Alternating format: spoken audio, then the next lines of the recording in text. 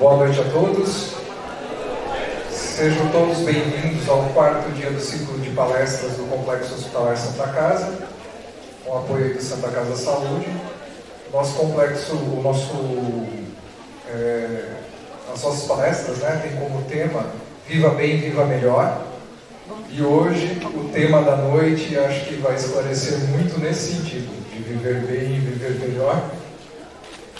É um tema muito interessante. Quem não for estressado, que devolva o Rivotril.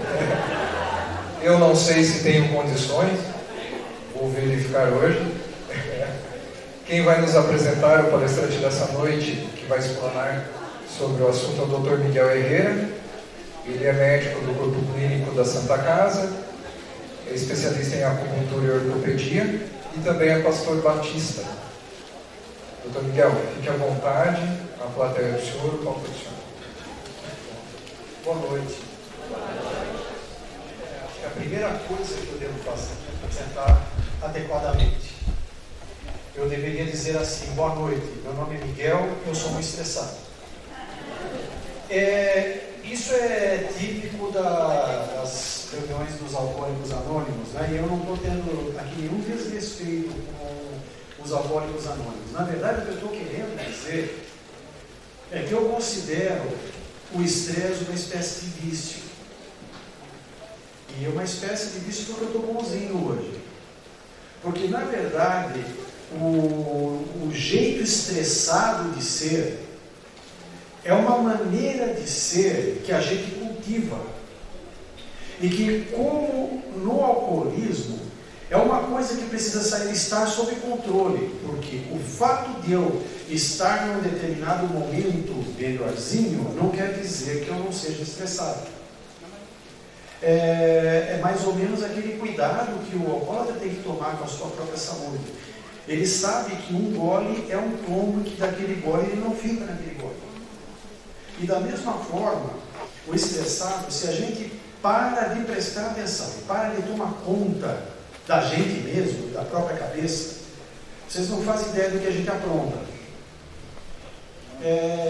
Além da minha identidade como estressado, eu acho que uma coisa que eu devo esclarecer também é que o que eu vou procurar apresentar para vocês é a minha maneira de entender as coisas. E a minha maneira de entender as coisas depende da minha cosmovisão. Todos nós usamos óculos para ver o mundo.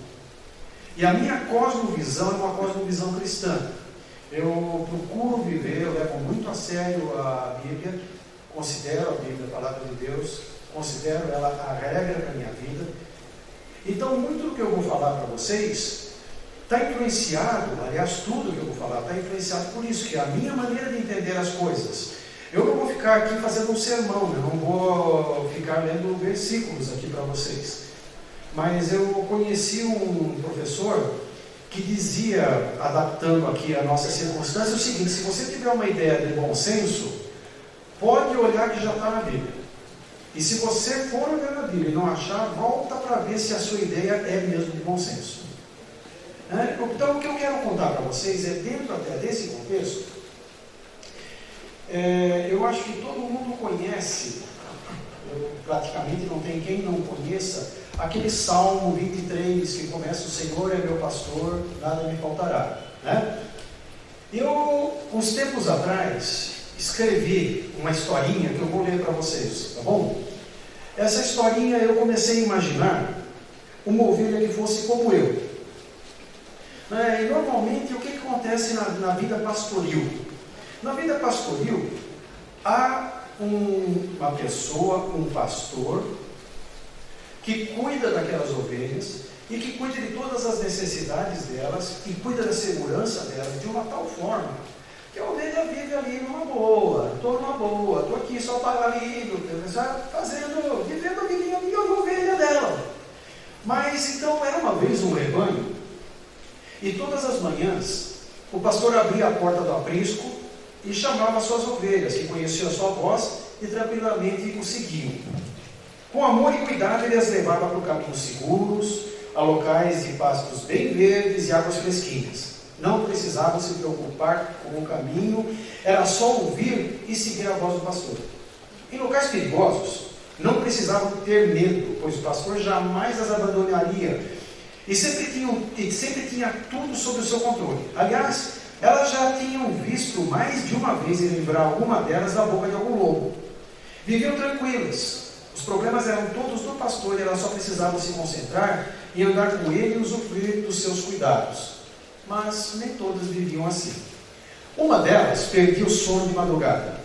Tinha ouvido dizer que estava chovendo pouco e os pastos estavam secos. Ficava se angustiando a pensar se ia conseguir encontrar grama verde. E água então? Se não chovia, como ela poderia beber?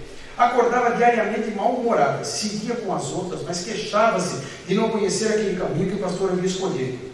O tempo todo farejava ar, água, pasto, e ficava desesperada quando não conseguia localizar. Quando finalmente chegavam a um bom lugar, em vez de descansar como as outras, gabava-se da sua capacidade de encontrá-los, sem perceber que fora carinhosamente levada e que, na verdade, só havia conseguido farejar quando já estava praticamente lá. E nos momentos de risco? Se descabelava com medo dos predadores. Sabia que era fraca para enfrentá-los, mas nem percebia quantas vezes o pastor as enxotava antes que chegassem a ela. Após alguns anos, ela parecia ter o dobro da idade das outras ovelhas. Tomava depressivo, calmante, remédio para dormir, fazia terapia, acupuntura, mas mesmo assim vivia cheia de dores, de barriga inchada e pressão alta. Você conhece alguma ovelhinha assim? Eu conheço. É um ovelhão que olha todo dia do outro lado do espelho. Ele costumava ser mais novo, mais bonitinho, mas está bem acabado ultimamente.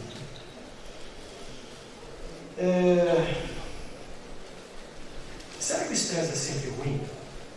Eu tive uma experiência pessoal. Claro, eu tenho uma vida de estressado, eu sou um cara vivido no negócio. Mas houve uma ocasião em que eu fui trabalhar numa empresa multinacional e estava quietinho trabalhando no departamento médico. E vieram mexer comigo e me chamaram para a área de negócios. Brilhou os olhos. Né? Por que eu fui fazer isso? A primeira semana que eu mudei, eu percebi o que eu tinha feito e tentei voltar para o departamento anterior e não deixaram. Mas sabe o que aconteceu? Vou deixar eu lá um pouquinho, eu queria que você imaginasse comigo um gato atravessando a praça. Imagina o gato está lá atravessando a praça tranquilamente, aparece um Rottweiler do outro lado da praça. Como é que o gato fica? Por que ele faz isso? Aquilo existe dentro da natureza, e eu não vou ficar torrando a paciência de vocês, falando de hormônios, mas na prática o que acontece? O corpo dele se prepara para reagir à agressão, não é? Se prepara. Se você botasse esse gato desse jeito, com um outro gato que estava sossegadão escutando música clássica, para forçar uma corrida, qual dos dois ganhava? Fácil, o estressado. Porque o estresse é uma reação natural que nós temos. É por causa do estresse que nós estamos vivos. Né? Você está atravessando a rua, vem um motoqueiro, ó. Não é? O meu pai contava uma história uma vez, que diz que tinha aquelas batidas, pessoal de jogatina, e diz que uma vez a polícia chegou, deu uma batida no lugar que estava tendo uma jogatina, e teve um sujeito que ninguém sabe como foi parar na última prateleira de um armário. E o cara não sabia como é que tinha ido parar lá. Né? O que acontece? Na hora do estresse, você ganha uma força extra, é o Hulk. Você ganha uma força extra, você ganha uma rapidez extra. Você ganha uma maneira de reagir. E sabe o que aconteceu comigo nesse trabalho? Gente, eu sou médico de 4 costados, eu nasci para ser médico, só aprendi a ser médico na vida. E eu fui trabalhar com negócios. Eu não sabia, eu falo que eu aprendi marketing pelo método de Pires, conhece não? Eu pegava o Pires na mão e ia batendo na porta dos outros, pedindo para eles me ensinar. E foi um auê aquilo, foi horrível. Foi horrível, mas sabe do que? Mas foi a época mais produtiva da minha vida. Foi um negócio, gente, que eu virei um avião. Fazia tudo tal. E na verdade não dizem isso, que se você quiser uma coisa realizada, você tem que dar para alguém ocupado. Por quê? Porque quando a gente está ocupado, quando existe uma dosezinha de tensão na nossa vida, nós ficamos produtivos, nós agimos. Na verdade, letargia, falta de estímulo, não faz ninguém sair do lugar. Se você ficar só assim, não, Deus vai dar certo, não vai, cara. Se você não tiver sangue nos olhos para fazer as coisas, não vai funcionar. Você tem que saber lutar pela vida. O problema é se o cachorrão não fosse embora. Imagine o gato lá, daquele jeito, e o Rottweiler lá. E aí? Como é que ficaria esse gato? 1 dia, 2 dias, 3 dias? Vocês começam a perceber depois, né? O que acontece conosco? Eu sempre comento com os meus pacientes que eu brinco com o pessoal, esse músculo aqui chama trapézio, eu falo que esse aqui é o músculo do gato. Porque quando, vocês já repararam como é que você dirige quando está na neblina? Enxergou meio centímetro a mais por causa disso? Não. Mas o que acontece? Você se retese, você está ali, aquele estresse, você está na ponta, pronto, né? O problema é que quando o Rottweiler fala assim, me interessei por esse gato agora, o gato senta ali no meio da praça mesmo, começa a tomar um banho lá, dá uma lambida na passa, não é? E nós? O grande problema é que o cachorrão mora dentro do nosso coração. Não vai morar nunca. O Rottweiler vai lá para a cama com você. Você está comendo, o Rottweiler está lá rosnando. Você sabe, tudo na sua vida está o Rottweiler ali. E aquele bafão na sua cara. Entra dia, sai dia, entra dia, sai dia. O que vai acontecendo? O corpo vai esgotando aquela capacidade. E mais, é a história do menino do lobo. Cada vez que você dá o alarme e não acontece nada, o que acontece? Chega uma hora que eu não vou. Não, mas é um lobo de verdade. Não tem nada. Deixa quieto. E que foi o que aconteceu comigo. Chegou um ponto da coisa que eu estava tão esgotado, tão cansado, isso depois de alguns anos, que eu comecei a me desinteressar. E eu comecei a entrar em alguns processos que me fizeram pensar. E depois, como a acupuntura acaba relaxando, muita gente me procura para se tratar quando está ansioso, quando está estressado. E a gente foi tratando aquilo lá, eu vou conversando com o pessoal. E eu fui percebendo certas coisas que não tinham sido só comigo, mas que acontece com todo mundo, e eu vou tentar repartir com vocês, tá bom? A primeira coisa então é o seguinte: estresse não necessariamente é ruim. Estresse controlado, um estresse natural da vida, normal, gente, vamos viver. Nós estamos no mundo, a gente não vai viver. Se eu falasse para você aqui, ó, você tem que evitar o estresse, fique sentado em posição de lótus no alto de uma montanha, olhando o pôr do sol e não se estresse com nada, você ia embora me xingando com toda razão. Isso é inviável. Nós estamos no mundo, e num mundo acelerado. Então tem algumas coisas que a gente pode fazer. Deixa eu conversar com vocês sobre isso. A primeira coisa que a gente pode fazer é evitar de entrar em situações estressantes. Claro, tem algumas que não dá para evitar. Mas como é que eu posso viver? Eu estava pensando em algumas coisas, e eu acho que uma das coisas que mais impele a gente para se meter em encrencas é a ganância. Eu não falo só ganância de dinheiro, não. É a ganância de reconhecimento, é a ganância de poder, é a ganância de dinheiro, de aceitação. É a coisa que mais joga a gente em problemas.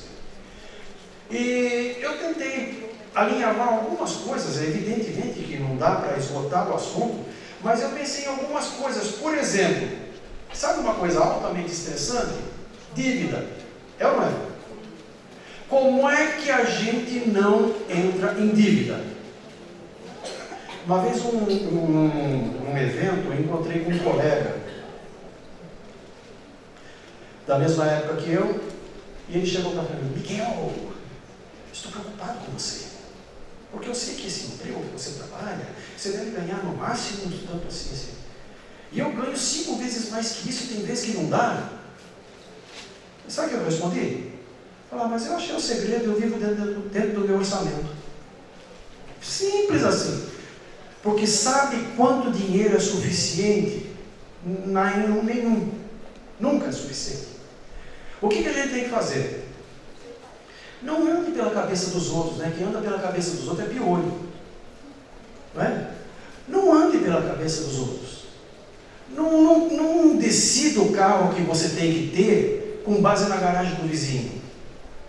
Não decida a roupa que você vai comprar com base no que as socialites estão usando, com base nas fashionistas. Você não precisa ter o celular mais moderno do mundo, que inclusive leva café na cama e chama você de papai. Você não precisa, sabe? Faça gastos que sejam coerentes com o que você faz. É simples isso. Você fala isso, você não ganha o que eu ganho. É a mesma coisa. Sabe o que acontece? Eu sempre conheci dentro da empresa as pessoas que queriam ser promovidas para ganhar mais. Quando era promovida, primeiro, segundo mês estava feliz da vida, rindo até as orelhas que estava ganhando mais. Daqui a pouquinho esse dinheiro entrou na programação. Deixou de ser estímulo. Deixou de fazer o cara vibrar. Não é o que faz a pessoa levantar de manhã. A pessoa que só levanta de manhã para tentar ganhar mais, acaba se esgotando, porque vira escravo do dinheiro.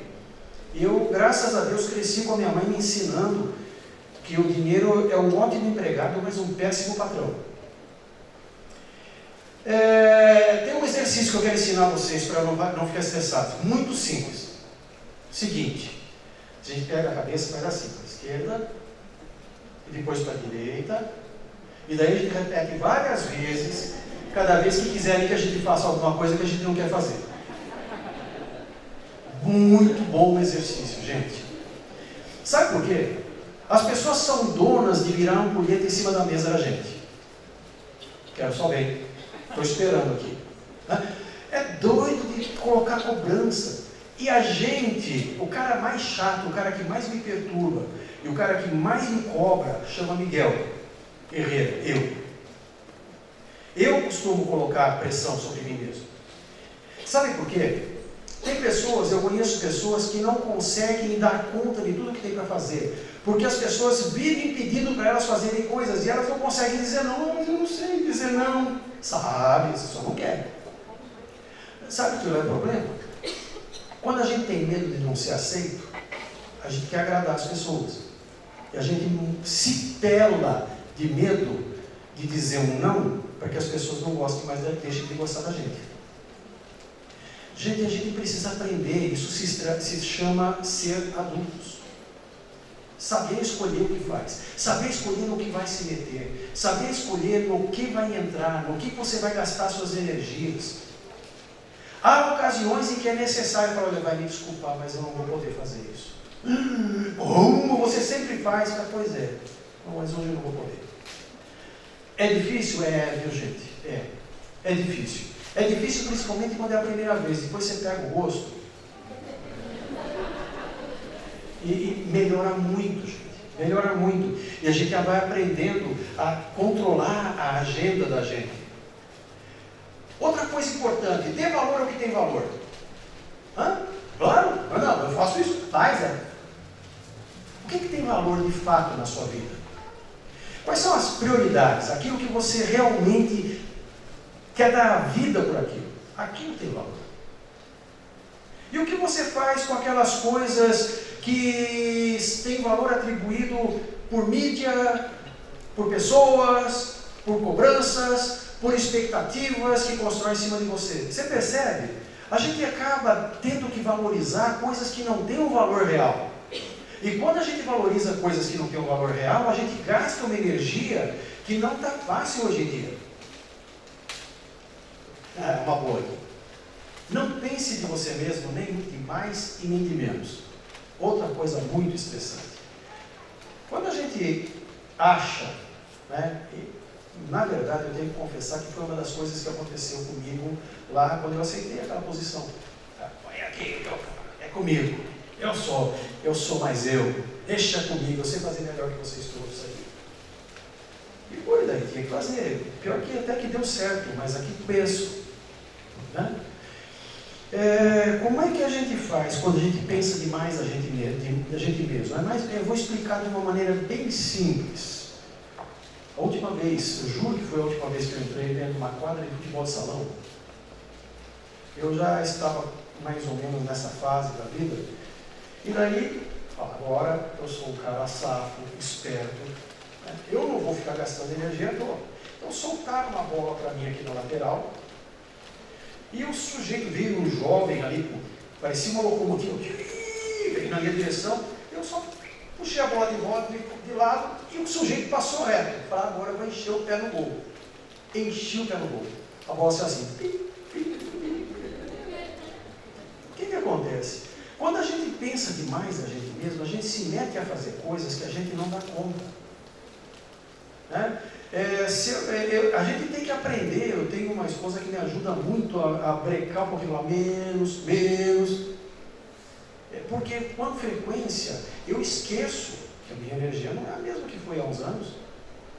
E às vezes eu quero fazer tudo aquilo que eu fazia. Falar, calma, não pega coisa demais. Você já jogou buraco? Todo mundo já jogou buraco aqui?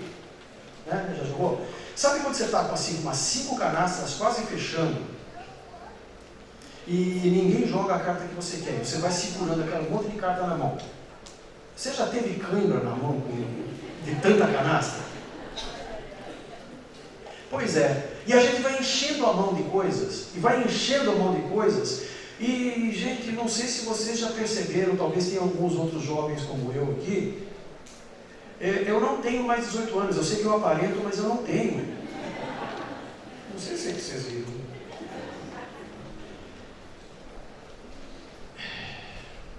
Vindo o dia de hoje. Gente, como isso é difícil.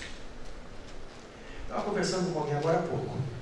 Às vezes as pessoas me procuram, eu estou com problema de memória. A acupuntura é bom para problema de memória? Todo mundo me pergunta, né?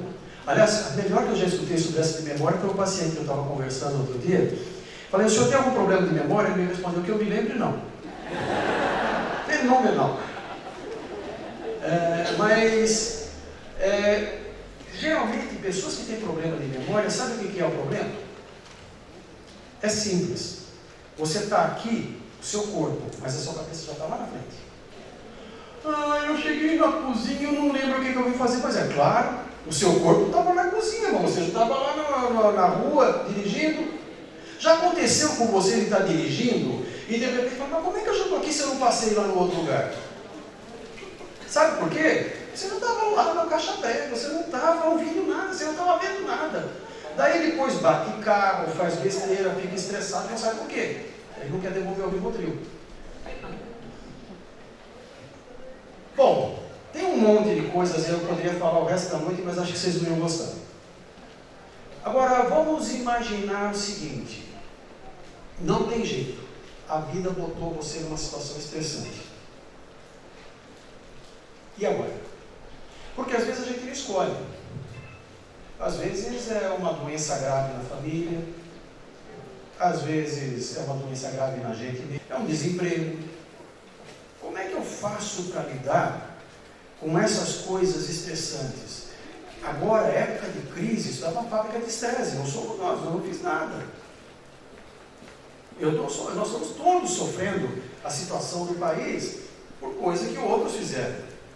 Como é que a gente lida com isso? Aí eu me lembrei daquela oração de São Francisco de Assis, né? 2 coisinhas. Coisa número 1.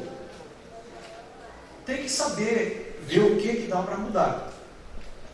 E o que tiver que mudar, muitas vezes precisa de coragem para mudar. Porque são hábitos que têm que ser abandonados, são novos hábitos a serem adquiridos, são coisas que têm que ser transformadas, são manias que têm que ser largadas, são coisas difíceis que a gente tem que recomeçar. Precisa coragem, minha gente. Precisa coragem para sair para bater emprego, precisa coragem. Para sair para reorganizar as finanças, precisa coragem. Precisa coragem para pedir ajuda quando a gente está atrapalhado, falando, eu não estou conseguindo me organizar financeiramente, por favor aqui, me ajuda a pensar a minha planilha, no que eu estou gastando demais. Às vezes você precisa pedir ajuda. E pedir ajuda não é vergonha para ninguém, mas precisa ter coragem. E mais, mesmo assim tem coisas que não se resolvem. Por exemplo, só para citar um exemplo de desemprego. Ah, mas eu estou procurando emprego, eu estou procurando, eu saio de casa todo dia, eu me bato. Então tem mais uma outra coisa. Lembre-se que nada vai ser para sempre. Lembra disso? Nada vai ser para sempre. O que quer dizer o seguinte: o momento está bom hoje, curta, meu caro, porque não vai durar muito não. Uma hora dessa vai acabar o momento bom. Mas também, se está ruim, calma, que as coisas mudam na vida. As coisas mudam. E a minha esperança, a minha vida, a vida como eu vivo, é que nem que dure o resto da minha vida. Esse trecho aqui que eu chamo de vida é só o comecinho de alguma coisa muito maior que eu tenho pela eternidade agora. Calma, tenha paciência, as coisas se resolvem, mantenha a cabeça fria. Cabeça quente a gente só faz besteira. Sabe aquela de matar invasores que a gente fazia, aqueles videogames antigamente? Quanto mais ansioso a gente estava, menos a gente acertava. Né? Então calma, põe a bola, o pé em cima da bola. Bom, não dá para mudar o que está fora. Eu li uma vez, aqui algum psicólogo vai me corrigir as besteiras que eu falo, mas eu li uma vez uma matéria que dizia o seguinte: nós poderíamos dividir a vida entre sujeito e objeto. Vocês já ouviram falar disso? Não? Se alguém ouviu, então ainda bem. Senão não vou jogar ninguém, vai jogar repolho em mim. Basicamente é o seguinte: o que é o sujeito?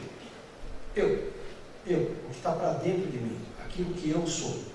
E o objeto? O objeto é tudo aquilo que está fora de mim, inclusive às vezes do meu próprio corpo, mas me afeta o meu eu. Por exemplo, doença. Doença é um objeto, ela está fora do meu eu. Ela está atingindo o meu corpo, porém ela está fora. E a pergunta é: o que eu posso fazer a respeito do objeto? Se eu estou vivendo numa situação de crise, se eu estou vivendo numa situação de doença na família, se eu estou vivendo numa situação de doença própria, o que eu posso mudar nessas coisas?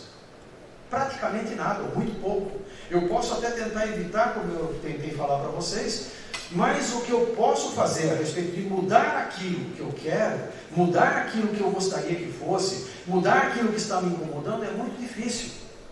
O que eu posso fazer? Eu posso mudar aqui dentro. E é sobre isso que eu queria conversar um pouquinho mais com vocês agora. Há atitudes que nós temos, as nossas atitudes mentais, que são atitudes altamente estressoras, atitudes que fazem com que a gente fique mais estressado. Por exemplo, uma coisa que acontece, eu acho que não sou o único a fazer isso, chamado diálogo interno. Sabe quando você fica brigando sozinho? Eu queria, mas ninguém me compreende. Sabe? Já ficou nessa?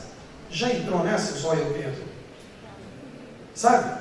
Aquela coisa que a gente fica remoendo. Tem um outro texto que eu vou fazer um favor para vocês de não ler, que eu escrevi sobre o alimento mais tóxico do mundo. Sabe qual que é? Sapo. Você tem que comer um sapo, que faz um mal desgraçado. Agora, sabe o que é pior que um sapo que você tem que engolir? É o sapo fermentado. Tem gente que tem mania de ficar trazendo o sapo de volta para a boca para mastigar mais um pouquinho e depois engole outra vez. Né? E fica aquele sapo, o sapinho fica lá de barba branca, que vai e volta, cada vez mais gosmento, cada vez mais nojento, cada vez mais horroroso, e aquela compulsão de trazer para a boca e mastigar mais um pouquinho. As mágoas. E a gente fica guardando, não, porque me disse, eu nunca mais vou me esquecer disso. Eu perdoo, eu me esqueço. E o que acontece? Fica esse sapinho rodando lá no sua barriga. Gente, de forma geral, se você tiver uma expectativa menor a respeito das pessoas, eu vou garantir para você que a boa parte do sapo boi que você tem que engolir, geralmente não passa de uma pererequinha. Mas a gente aumenta isso. E à medida que a gente fica remoendo e ruminando, isso daí vai crescendo. E quando você vai conversar, então? Não sei se você já percebeu, isso é uma coisa que eu só percebi depois que tinha passado muito tempo, eu já tinha feito um estrago enorme em mim mesmo. Mas o que acontece quando a gente vai conversar com os outros. Sabe o que acontece? Eu vou contar para vocês. Eu vou contar assim, envergonhando aqui, eu não quero nem olhar. O que acontece é o seguinte, se eu vou explicar para você por que eu estou tão nervoso, na hora que eu vou explicar racionalmente por A mais B, 1 mais 1 é 2, eu começo a perceber que aquilo não é tão grande assim quanto eu estava falando. O meu sentimento tinha ficado muito maior do que o fato. Mas agora, já que eu comecei, eu vou dar o braço para você? Não. Então o que eu faço? Eu pego umas cores bem fortes e dou uma carregada na tinta. E vou pintando aqui. Só que é uma boca, 2 ouvidos, cada vez que sai da boca, entra por 2 ouvidos, vai aumentando o negócio. Vai aumentando. E eu começo a acreditar naquilo que eu falei. E eu vou me tornando um mentiroso sem perceber que eu virei um mentiroso. E eu vou mentindo para mim mesmo, cada vez mais aquele troço vai se avolumando, que vira assim um desastre. Uma vez eu estava numa dessas, e conversando com a minha esposa, ela cometeu um desatino, porque ela correu um risco de vida enorme naquele momento. Você falou, bom, tá ruim assim. Qual a pior coisa que pode acontecer? Te demitir? Você já não está querendo sair? Gente, foi subindo aquele ruim assim. Sabe? Eu fui ficando verde. O resto, por quê? De vez em quando a gente precisa ter alguém que bote o dedo na cara da gente e mostre as coisas pra gente. Amigo de verdade faz isso. Sabe quem é que vai falar para você que a sua boca está suja de macarrão? É os seus amigos. São as pessoas que têm liberdade e querem você bem o suficiente para correr o risco de receber a sua ira, mas não quer deixar você passando vergonha. A caminhada que a gente tem que fazer na vida tem que ser uma caminhada de boas companhias. E você tem que aprender a escolher as companhias. Muita gente se mete em estresse porque se envolve no que não era para se envolver, com amizades ruins e com relacionamentos ruins. Está todo mundo avisando, a pessoa vai. Está todo mundo avisando, mas que vai espancar uma mulher, cara. Você vai lá com ele? Ai, mas eu amo ele. Eu amo ela, né? Teve uma senhora conhecida, nossa, infelizmente já falecida, que tinha na cidade dela uma pedinte que era chamada de porcilhana e morava numa cabana. E ela cismou que tinha que casar com um sujeito e os pais falavam, filho, esse cara é cachaceiro. Falava, não, mas eu amo ele, eu vou morar com ele, nem que seja na cabana da porcilhana. Olha, não morou porque a porcilhana não deixou. Mas comeu o pão que o diabo amassou, gente. E morreu, não por acaso, de câncer de mama.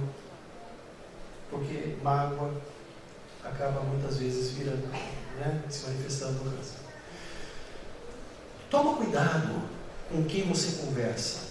Conversa com pessoas que construam, pessoas que ajudem você a pensar melhor, e não pessoas que te ajudem. Sabe, às vezes você começa a andar com a sua turminha, e naquele grupinho assim, só rola comentário e sarcasmo. Teve uma época que eu trabalhei aqui em Atibaia, no SEI, e a gente atendia as mocinhas que trabalhavam numa fábrica de brinquedos. E, gente, o pronto-socorro ali era medonho, assim, só tinha essas meninas. 19, 20, 18 anos, tudo com dor no músculo do gato aqui. Todo mundo doendo, todo mundo estressado, todo mundo louco. E a gente não sabia, e ficava, não tinha, lá era atendimento de pronto-socorro, elas vinham lá. E um dia eu comecei a conversar com uma moça e eu falei para ela, olha, posso adivinhar uma coisa? Quando vocês trabalham lá, você está trabalhando na montagem de brinquedo. Aliás, eu tinha vontade de processar o Papai Noel, né? Que estava judiando dos duendes, né? Porque elas que faziam brinquedo, né? Eu acho que deve ser duendes, né? Mas vinha lá as meninas e eu falava, deixa eu adivinhar uma coisa, você está trabalhando lá na bancada, você não pode conversar nessa hora. Não. Então, posso adivinhar o seu pensamento? Pode. Porque aqui a gente trabalha que nem escravo, ganha mal, ninguém dá valor, depois a gente não aguenta, joga a gente fora. Legal. Agora, vocês têm um intervalinho para café? Tem. Quando vocês vão lá para o café, o que vocês conversam? Posso adivinhar? Porque aqui...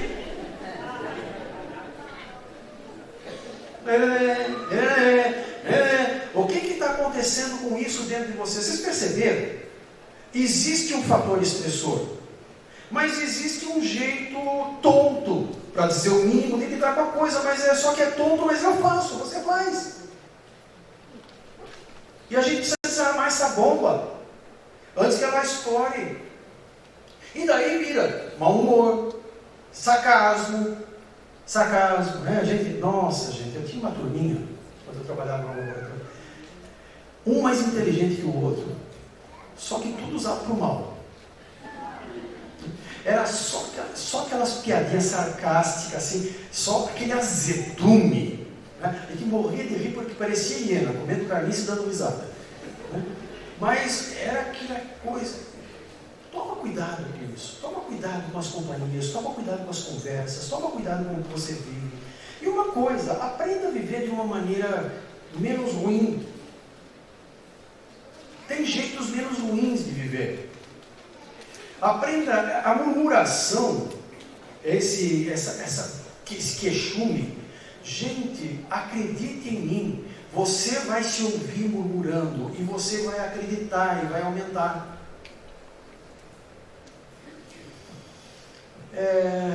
Não se deixe entrar no negativismo.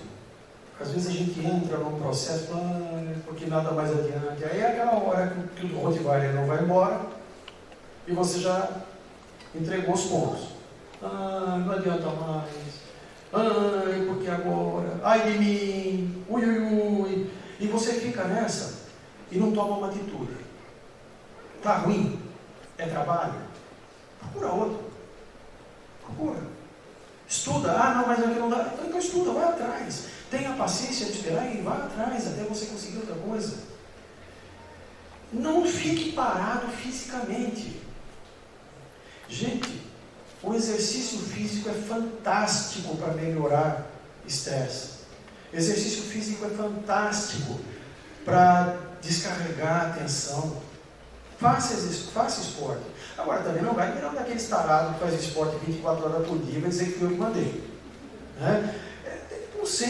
Bom senso, o exercício como parte da higiene corporal. Você não arruma tempo para escovar dentes, espero que sim, ou para lavar a cabeça. A gente tem que arrumar tempo para as coisas que são importantes para a gente. Então preste atenção nisso, preste atenção na maneira como você lida. E um detalhe, eu vou acabar com o meu ganha-pão aqui agora. Tem muita gente que engorda porque é ansiosa. Sabia? E eu comecei a perceber o famoso mimim. Eu comecei a perceber em mim isso. Quando eu vou comer ansioso, eu como rápido. Aquele negócio assim, vira o prato, né? A gente come rápido. Quando você come rápido, você não sente o gosto da comida. Você come simplesmente porque está comendo. Certo? E daí? Como você comeu rápido e os outros já estão comendo, o que você faz? Tira mais e come mais um pouco. Gente, tem um truque para isso. Que é o seguinte: você gosta de comida? Então vou fazer o seguinte, vou te dar uma dica para apreciar a comida. Já reparou que comida tem cor? Cor, sabores contrastantes, sabores complementares, tem texturas diferentes. Você já tentou comer prestando atenção na comida? Pega menos na garfada, põe na boca. Olha, nessa garfada aqui veio a carne combinou com esse quiabo, não sei o que, olha que legal. E agora essa outra, essa aqui não veio, então como é que isso combina com isso? Se você vai prestando atenção nisso, agora para fazer isso você tem que fazer o seguinte: pega o seu celular e desliga. Eu tive um paciente que eu não tinha jeito, a ansiedade incontrolável. E eu perguntei para ele como é que ele comia, celular ligado, e falei: então vamos fazer o seguinte, você vai desligar o celular, tá bom? Ninguém vai morrer se não conseguir falar com você. Doutor, pior sou eu que fico enchendo o saco dos outros comigo. Desliga o celular. A hora de comer, você tem que estar ali onde você está. Vocês tiveram uma palestra sobre mindfulness, né? Quando você está aqui, onde é que você tem que estar? Aqui. E quando você estiver lá, você tem que estar lá. Simples, ensinei no Agrifolders para vocês. Tá comendo? Hora de comer, o que você faz? Come. Tá? Agora você come com gosto. Sirva-se. Agora tem um truque. Quando você for se servir, não tira a quantidade que você está habituado. A gente já tira aquela outra que você vai uma vez só. Né? E daí já resolve. Não, tira um pouquinho menos e veja se aquele dá. Não precisa passar fome. Daí coma desse jeito. Curtindo a comida. Sabe o que vai acontecer muitas vezes? Antes de acabar aquele pouquinho que você tirou, você já vai estar satisfeito. E você vai ter comida e você também vai ter estado presente na hora da refeição. Você curtiu aquilo. Aquilo foi legal. E quando você for brincar com seu filho, é hora de brincar com seu filho. Mas também na hora que você for trabalhar, é hora de trabalhar. Parece tão simples falar assim. Mas a gente tem que aprender a estar presente e isso diminui muito a pressão em cima da gente. Diminui muito. E a gente passa a viver melhor. Eu queria falar ainda sobre mais uma coisa. Vocês já passaram assim, já viram em vídeo de carro que tudo posso naquele que me fortalece? Legal, né? Tudo posso. Eu vou ser campeão olímpico, porque tudo posso naquele que me fortalece. Interessante, costuma-se dizer que o texto fora do contexto vira pretexto. Se você for ver, esse versículo faz parte de uma carta que o apóstolo Paulo escreveu para alguns cristãos que moravam numa cidade chamada Filipos. E ali, o apóstolo Paulo estava preso, ele tinha acabado de receber donativos, tinham mandado doações para ele, comida, agasalho. E ele está escrevendo para eles, dizendo para eles o seguinte: olha, gente, eu fico contente que vocês me mandaram essas coisas, por causa da atitude de vocês. Mas não fiquem preocupados comigo não, que eu estou bem, tá? Eu estou bem. Porque eu aprendi a estar contente em qualquer circunstância. Eu consigo passar fome, eu consigo passar frio, eu consigo ter comida, eu consigo não ter, eu consigo estar preso, eu consigo estar solto, eu posso qualquer uma dessas coisas, porque eu posso tudo naquele que me fortalece. Um pouquinho diferente, não é? Contentamento é uma coisa que a gente pode aprender. E talvez a falta de contentamento seja o maior fator estressor que nós temos hoje na nossa sociedade. Nós vivemos na sociedade do quero mais. Eu tenho, mas eu quero mais. Eu comprei um carro, mas eu quero mais. Esse meu carro não tem ar-condicionado. Eu comprei um carro com ar-condicionado, mas eu quero mais. Porque esse meu carro não tem multimídia, não sei das quantas. Eu comprei um carro que tem multimídia, mas eu quero mais. Porque o meu carro não tem banco de cor. Eu quero mais. Porque daí eu quero. Daqui a pouquinho. Você vai comprar. Olha, gente, chega uma hora que se você puder ter tudo, aquilo também vai ser insuficiente, vai ser insatisfatório. Porque é uma fome que está aqui dentro. É um vazio que está aqui dentro. E esse vazio não é coisa que preenche. Então, se você quer aprender a viver bem, você vai precisar aprender a ter contentamento. E eu tenho uma boa e uma má notícia para você. A boa notícia é que você pode trabalhar a sua vida, você pode aprender e conseguir muita coisa nesse sentido com o seu esforço. Precisa de esforço. Mas a má notícia é que a capacidade do ser humano para conseguir isso é lamentável. Nós somos fracos e a gente tem recaídas. Então a gente tem que estar sempre levantando de novo e começando de novo. E a gente às vezes precisa de ajuda. Na minha experiência pessoal, o que eu tenho encontrado na minha fé tem mudado isso. Eu não sei a sua fé, eu respeito a sua fé, mas o que eu posso dizer a você é o seguinte: olhar para o mundo com uma cosmovisão materialista, com uma cosmovisão imediatista, com uma cosmovisão de prazer, é uma grande armadilha, porque o mundo não é capaz de dar o que promete. É muito bom de promessa e muito ruim de cumprimento. Se você quer mudar a sua perspectiva de vida, você precisa ter uma cosmovisão compatível. O tempo é curto, eu não quero ficar me alongando aqui, falando muito, mas eu queria terminar falando para vocês sobre algumas coisas que eu recebo da fé e que sugiro a você procurar. Primeira coisa é que eu procuro viver minha vida num relacionamento com esse pastor que cuida das ovelhas. Eu procuro viver. E isso me dá um propósito na vida. Eu sei por que eu vivo. Eu sei para que eu vivo, para quem eu vivo. Me dá uma referência, eu não estou perdido no mundo. Eu vivo em referência a alguém que, apesar de eu não ver, eu sei que está aqui. Me dá perspectiva. Um avião visto lá em cima no céu é uma coisa, um avião visto aqui de perto é outra coisa. E meu pai dizia que se você puser uma moedinha na frente de cada olho, você não vê mais nada. E na verdade, se a gente não tiver perspectiva, a gente não consegue enxergar a vida de acordo, porque a gente fica vivendo de acordo com aquilo que está mais perto, a gente fica sendo míope. E o míope só enxerga quando está com o nariz grudado. E a gente não consegue ter uma visão mais ampla, não consegue enxergar as coisas numa perspectiva de longo prazo. Esperança, saber o que você está esperando, saber que tem alguma coisa que eu espero. Ter descanso, não só de tirar, sabe gente, não adianta tirar uns cochilos, eu preciso de 8 horas de sono bom. Da mesma forma, não adianta eu encontrar, eu vou amanhã de manhã, se Deus quiser, estou viajando de férias.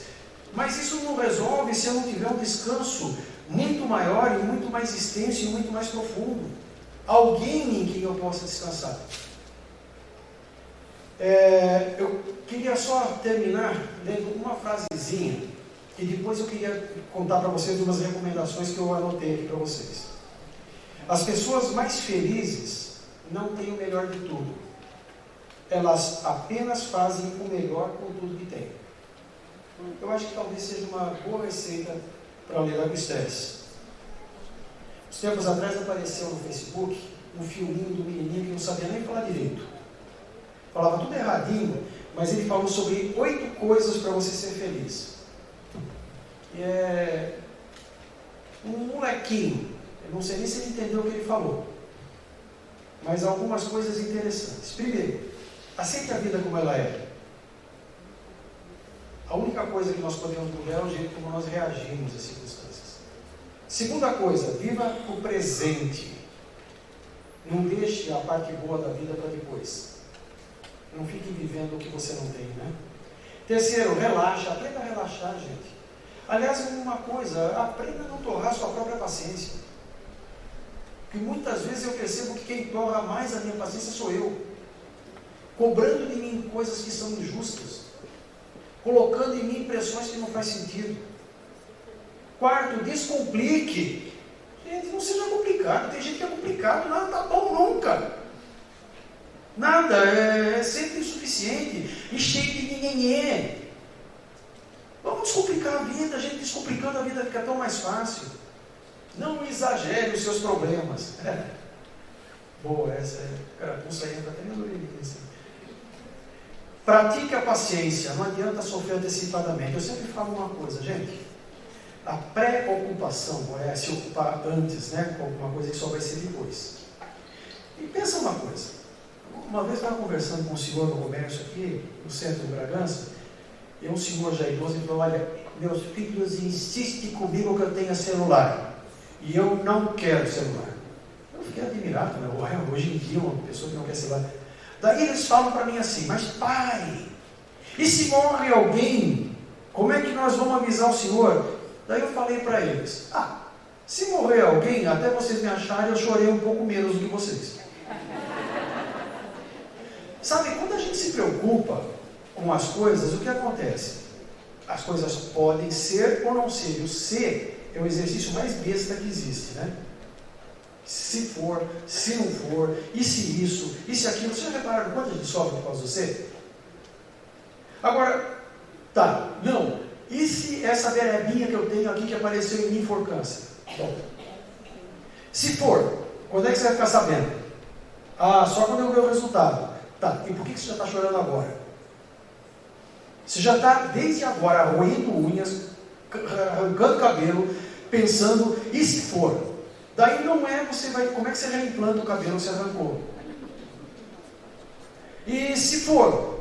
Você passa a sofrer a partir dali. A gente não tem que ficar sofrendo antecipadamente. Dê o valor real ao dinheiro. Há coisas que o dinheiro jamais vai poder comprar, a gente sabe muito bem disso, mas não vive assim. E vive às vezes sentado em cima de um tesouro que é a vida da gente, cheio de coisas boas, cheio de relacionamentos agradáveis, cheio de gente que constrói na vida da gente, e a gente, se eu tivesse mais 100 real no bolso. Seja grato. Acho que a gratidão muda muito do coração da gente. Um exercício legal é todo dia tentar lembrar o que você teve naquele dia para ser grato. Tem uma porção de coisas que eu poderia reclamar, mas nesses dias não tem. Mas se você deixar essas coisas onde elas ficaram, elas vão ter um potencial limitado para incomodar você. Agora, se você realmente deixar essas coisas no lugar certo e prestar atenção no que você tem de bom, a sua vida vai ser bem melhor. Eu poderia falar de muito mais coisa, mas aí eu ia me alongar muito. E só queria desejar que vocês possam ter aproveitado alguma coisa disso. Eu sei que o que eu falei foi um monte de obviedades. E, na verdade, na vida, muito pouca coisa a gente pode falar que seja de fato nova. Não é? Aliás, todas essas coisas que eu falei para vocês estão, como eu disse para vocês, são conceitos nas Escrituras, são conceitos na Bíblia. É uma pena que pouca gente se interessa em estudar. Porque tem muita coisa, a gente fica lendo, às vezes, nossa, viu uma coisa tão linda que não sei quem falou, está lá na Bíblia. 2000 anos lá, no mínimo. Mas então, olha gente, vamos aprender a viver nesse mundo. No fundo é isso que eu tentei dizer para vocês, o seguinte: vamos aprender a viver, meus amigos. Vamos aprender a lidar com a nossa vida. Vamos aprender a lidar com fatos e não com conjecturas. Vamos aprender a lidar com fatos e não com preocupações. Vamos aprender a lidar com o presente. Vamos viver de uma maneira, desacelerar um pouquinho. Vamos continuar produzindo, gente. A gente tem que produzir. Nós estamos num mundo dinâmico. Mas isso não quer dizer que a gente tem que estar aloprado. Se a gente fizer isso, talvez a nossa vida fique um pouco melhor. Só para terminar. O resumo de tudo aquilo que aconteceu comigo naquela minha história na empresa foi que eu arrumei uns triques que eu acabei de procurar um neurologista. Um neurologista conhecidíssimo, Dr. Pilantra, conhece? Foi. Médico. Fui lá. O cara era um pilantrão, me viu fragilizado, aproveitou, arrancou dinheiro de mim. Me arrancou muito dinheiro, não foi pouco. E sabe por que eu perdi esse dinheiro? Por ser burro. Eu sempre soube, sempre aprendi essas coisas e não apliquei. E gente, o que a gente não aplica, não adianta ficar aqui na cabeça. Ou a gente vive isso e pede ajuda quando precisa, ou a gente vai continuar estragando a vida da gente. E eu queria convidar vocês a não estragar mais a vida. Tá bom? Então, por favor, quero todo mundo devolvendo o Rivotril lá fora. Boa noite para vocês.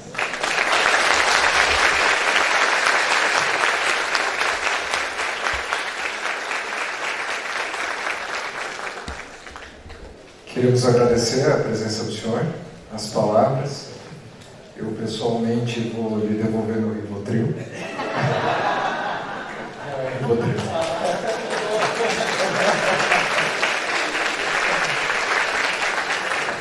Mas, em forma de agradecimento, gostaria de chamar aqui o Dr. Filadelfo, que é diretor técnico da Santa Casa, para entregar uma lembrança, em nome do Complexo Hospitalar, pela gentileza de nos fazer essa palestra. Obrigado.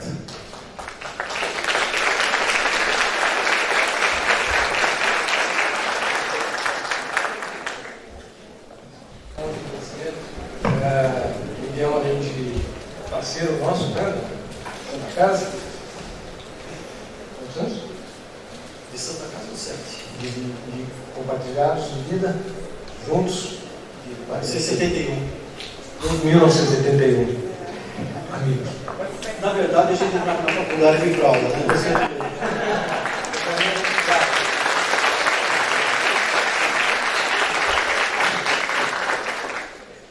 Nós vamos fazer um intervalo e retornamos aqui às 10 para as 9, 20h50. Muito obrigado a todos.